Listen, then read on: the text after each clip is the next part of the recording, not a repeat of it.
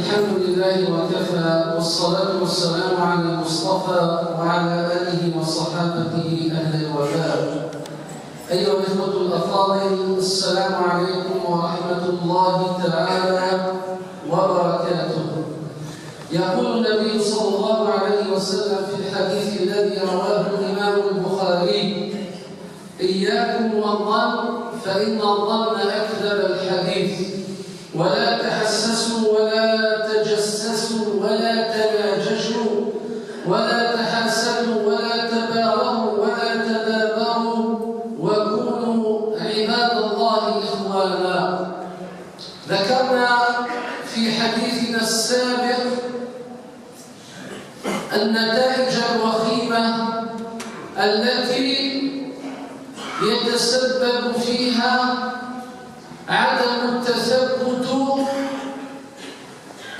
عند نقل الأخبار وعند سماع الأنباء، وكذلك الجرم الكبير الذي يقترفه الإنسان المؤمن في حق أخيه الإنسان المسلم حينما يسوء معه الظن. لذا الله عز وجل كما ذكرنا قال في القرآن: يا أيها الذين آمنوا اجتنبوا كثيرا من الظن إن بعض الظن إثم. ذكرت الدرس الثاني أن الإنسان يسلم ما بالله أين الإسلام يزرعيث بلا ما يتأكد يصح المسحرة أن يهدر داخل المجتمع القصور إفنان الشيدان إفنان العباد السنية يخامن أرصان العباد الصفاء.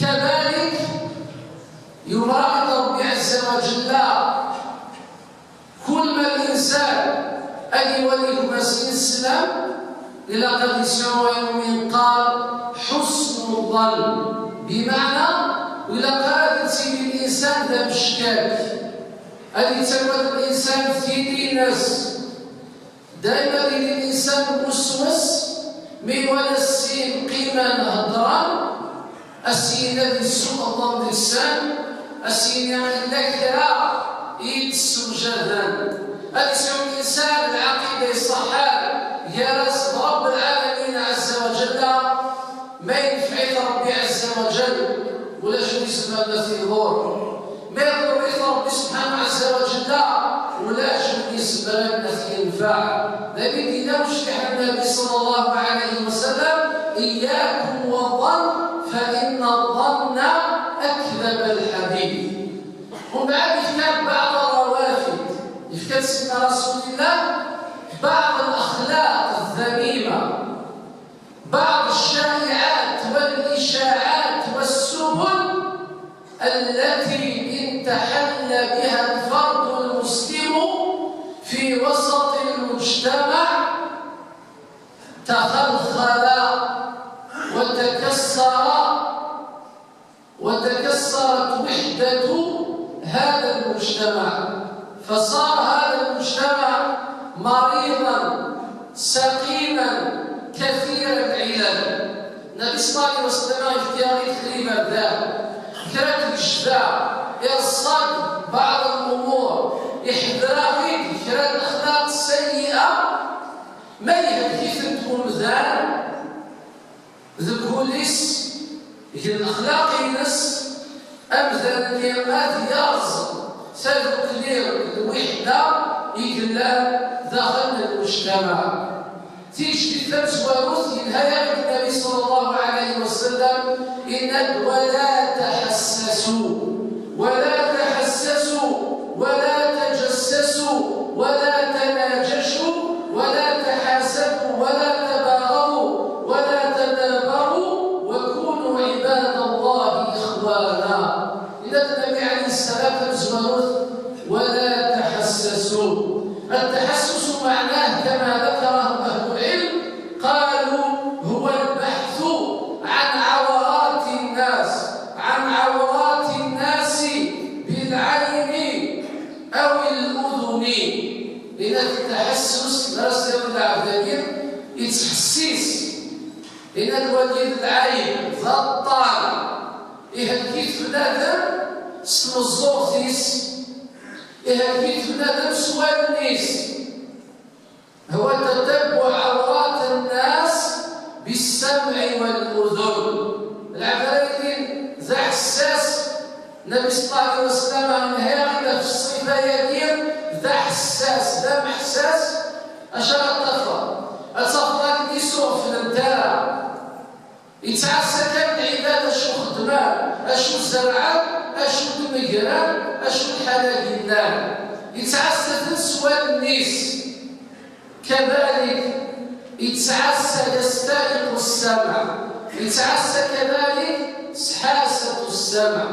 ورب سبحانه عز وجل قال في القرآن ولا تقف ما ليس لك به علم إن السمع والبصر والفؤاد كل أولئك كان عنه مسؤولا. رب سبحانه عز وجل ما إذا الإنسان يحوش في طيس يستخرج أفهم السلام ما إذا الإنسان يستيون السلام أفهم السلام سوم الزويناس يعاود فيه يتحسيس في الناس. ربي سبحانه عز وجل أكيد يوم القيامة أكيد حسب الأمر ولا تحسسوا إن التحسس هو البحث عن عورات الناس أو العين أو الأذن. نعم. أما التجسس الاسبيوناج ولا تحسسوا ولا تجسسوا. أما التجسس أيها الإخوة الكرام هو البحث عما خفي من الأمور وأكثر ما يقال في الشر. أما التجسس أتسير تجسيسا في العبد شنو خدام لا شنو خدمة ممكن كفاية الحال واستغاثة صغير أفهمك اسم العجب ولا ششد بيض الصديق والسميطة لا بعض الناس المرض يعني كان أشو خدمة يتجسس أدي تخلي فيها في الأمور اللي يخفى ويسمير لها أدياوي أما نستنتي دياوي هذه قيمة تقول في العدالة هذه تقصير أموي فلان أموي زوجان هذه قيمة تقول في الضرائب أموي يغنين أموي يتوالف ذلك هذه الحدود كلين أشد ضرائب فلان أما نستياوي الأخبار وكيلقى الناس التجسس. إذا العبد لا يتخلي فيه في الأمور الخفية في الناس وإن إنسان متجسس جسوس يدخل في الأوامر سيدنا رسول الله صلى الله عليه وسلم. وبعد الخصلة ثانية هو التناجش. وأما التناجش الذي نهى الله عز وجل عنه وش هو من النجش وهو أن يزيد الشخص في السلعة وهو لا يريد شراءها بل ليغر غيره فيشتريها. تناجش أيها الإخوة الكرام إلا بالبيع في فقه البيوع إلا في فقه الزواج ذلك ذكرت أهل العلم. لا شوف في فقه البيوع أصابني ولادي الشمال السوق أبي يرفو نسو يبغى ديال الحاجة نسو يسعى ليا باش هادية ولكن الذي في السومة أغلال يوث الحاجة يوث الذي كله العام ألا يسند الفيروس.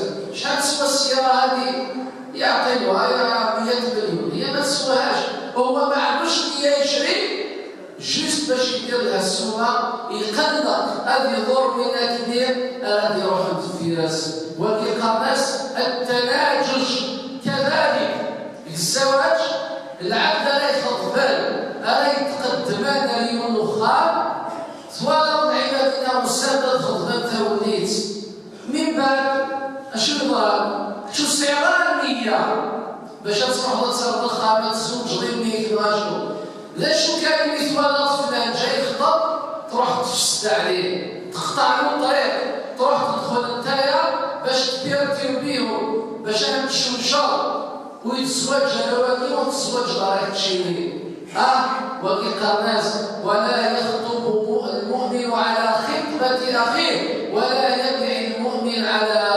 بيع أخيه. بمعنى وزميرات الحاجة متساوى بها يكشميو يخدم مارشي وتسير الشيطان أتكشم الله جالسا يروح يخطب يوان وكتشمال كيخرب البستانات الأخبار ناس يخبار ومن بعد تصرف الدمار تشيني. ولا تناجشوا مع النبي صلى الله عليه وسلم شو قال ولا تناجشوا ولا تباغضوا ولا تدابروا ولا تحاسدوا وكونوا عباد الله إخوانا. النبي صلى الله عليه وسلم من إفكار هذه التصرفات في المعاملات قضية تاع المعاملات نتبع عيني واش راه يدير فلان تسمع الأذن نتاعي نحوس عن طريق التجسس في الأمور الخفية أروح أصدر البيع في الشراء. انتقل النبي صلى الله عليه وسلم من عمل الجوارح من معاصي الجوارح إلى معاصي القلوب. لأن أهل العلم قالوا المعاصي نوعان: معاصي الجوارح الإنسان يعصي ربي بالجوارح نتاعو باليد بالرجل باللسان بالعين بالأنف بالسمع. إذا النبي عليه الصلاة والسلام حذرنا أولا من معاصي الجوارح التجسس التحسس التناجش، وبعد انتقل إلى علاج القلوب إلى علاج أمراض القلوب فقال ولا تحاسدوا ولا تباغضوا ولا تدابروا وكونوا عباد الله إخوانا. يرتبط النبي صلى الله عليه وسلم الحديث أشو قلنا إن هذا الحديث ولا تحاسدوا ولا تباغضوا ولا تدابروا. الحسد هو تمني زوال النعمة. الحسد من أمراض القلوب. parmi المرض ديال يسعوا الإنسان داخل البوليس أصابوا يحملان على خير عباد الله الصالحين اللي وليهم يسعى النعمة أتصفض يغليوا يسوي كذا. العلم شو قال من اشتغل بعيوب الناس مات هما. العبد يشغلان الأشغال العبادة اللي يمثلها يكملوا الكلام ورتساوي الدنيا ورترفض القاع خاطر يهداك كيما كيدير يتشغل في العبادة شنو كيقولوا شنو يخدموا أمثلة يرفضوها أمثلة العبادة اللي يمثلها إن كاع يسأل ولا تحاسدوا. الحسد المعنى اسمه هو التمني زوال النعمة. ما تبغي يفكيس ربي الخير يفكيس النعمة. سيدنا رسول الله ندج استناد اللهم بارك له وبارك عليه.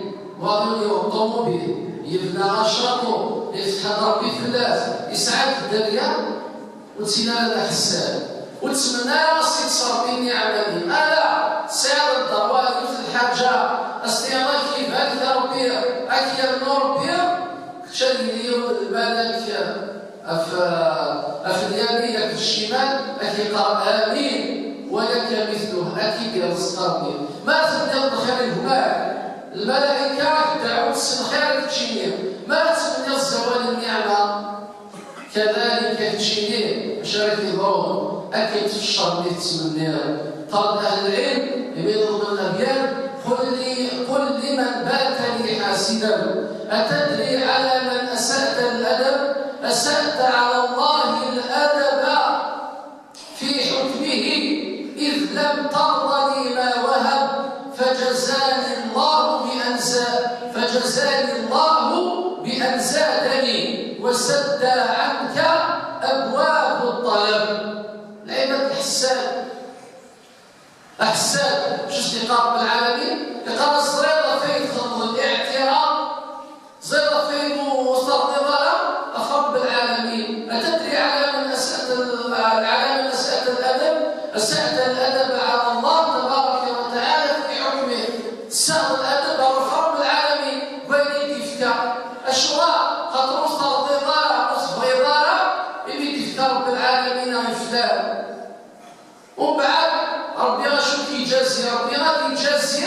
العبد يحصل أسيانو كتشيني أليسود في الله سيبورا نطلب الإنسان الذي يعوز الخير يقولوا من يفتر بالخير والذي ضرب الناس يفتر بالخير أمنسا وبعد ولا تباغضوا ولا تدابروا التباغض الحسد اسمه الزوال النعمة والعياذ بالله البغضاء استمني الشر السيرات تعدي في الناس السير استخدم اي يدير سبحانه عز وجل الى عبد يعيش ليه ومن بعد التدابر ولا تدابروا واستزال مع المريد الظهر اليه إما الاسلام اتحقر اتكبر في الناس إنا وكونوا عباد الله اخوانا إليس ذي العباد رب سبحانه عز وجل.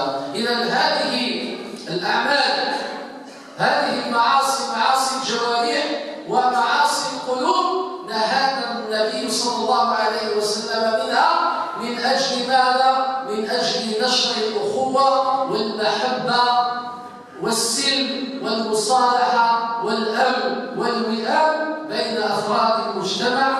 نسأل المولى تبارك وتعالى أن يغفر لنا ذنوبنا إنه نعم المولى ونعم النصير. كاين بعض الناس مرضى طلبوا منا الدعاء نعمهم ان شاء الله اللهم اشفيهم اللهم عافيهم يا رب العالمين اللهم اجعل مرضهم طهورا ان شاء الله. كاين بعض الناس ثاني موتى طلبوا الدعاء ندعو لهم الشرف والرحمه اللهم اغفر لهم وارحمهم واعف عنهم وعافيهم يا رب العالمين اللهم اكرم نزلهم اللهم وسع مدخلهم. كاين واحد الاستاذ اللي هو الشيخ السيحاج واحد الطيب كان دائما يجي يدرس معنا هنايا انسان مؤمن صالح.